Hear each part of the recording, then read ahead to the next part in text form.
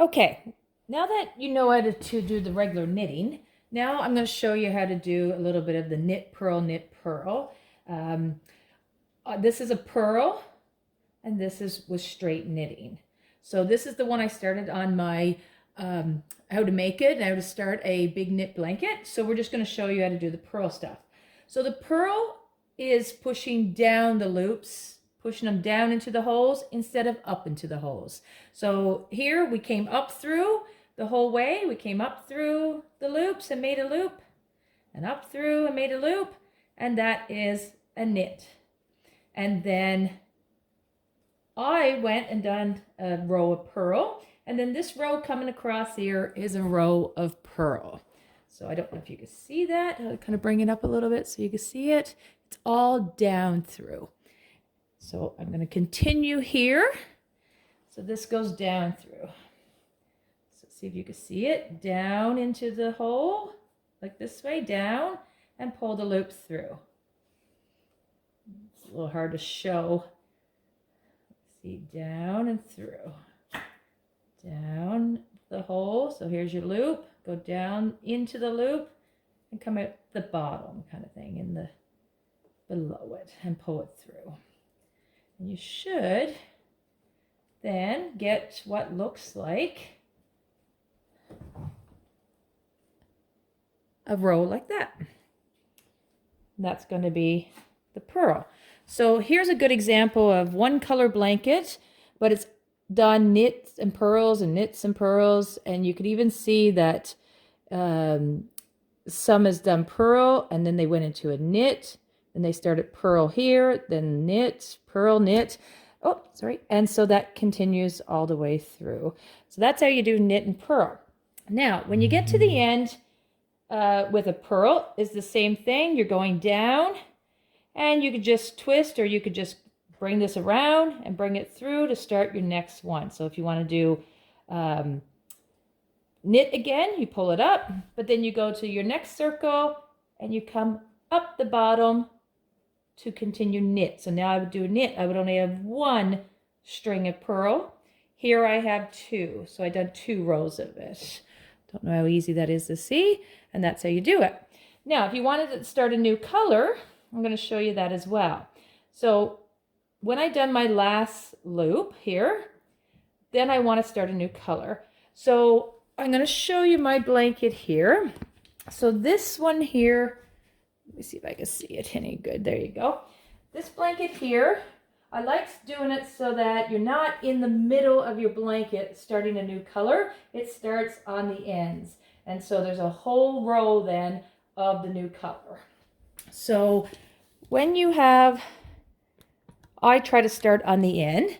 So before I bring this, clean this up a bit so you can see it a bit better. Before this comes through the bottom, I want it to be the next color. I hope that makes sense. So I have to cut it. So a good pair of scissors is good. But before I cut it, I take my next color and I'm going to tie it on to the working piece of the one you already have in here.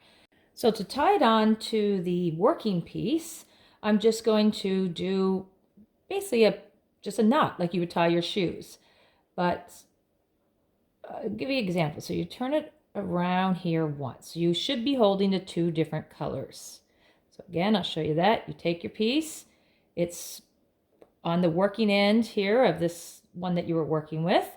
You're going to wrap it completely around so then you have both pieces. And then you're just going to tie it. So most times you tie it like this, but I'm just going to keep it on the same side of where it is. So if this is behind and this is in front, I'm just going to keep it that way. And that'll just make more of a, I can't remember the name of the knot now, but it won't slip the same. It won't undo as easily. And then I usually just clean it up a little and cut. Good pair of scissors, like I said, is really good. And I just cut so that it's close to the knot. Now, some people leave that piece the same as we did back here. And instead of cutting it off close, they actually work it back in through their piece of blanket here so that it just hides it away, and you can clean it up that way as well. easy to do. That usually works really well as well.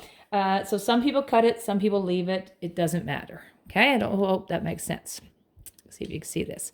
So now that I have this on, before I cut my working piece of gray, I want to make sure that that's going to come through okay.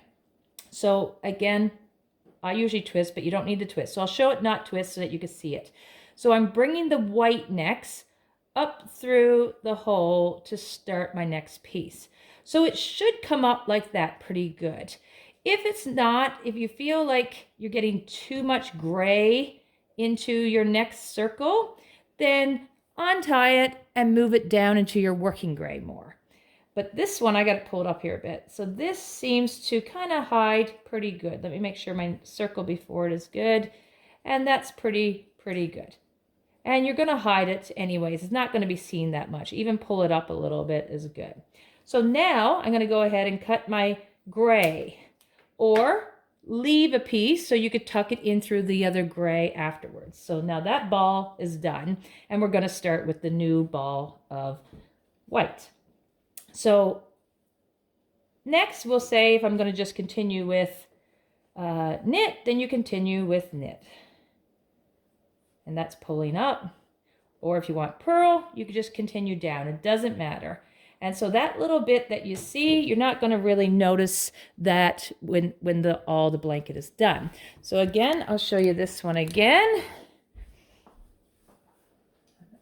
Hope you can see this. I'll bring it a little bit closer. And it just starts the new line across. So then it's gray and the green. So, and there you go. That's how you do it.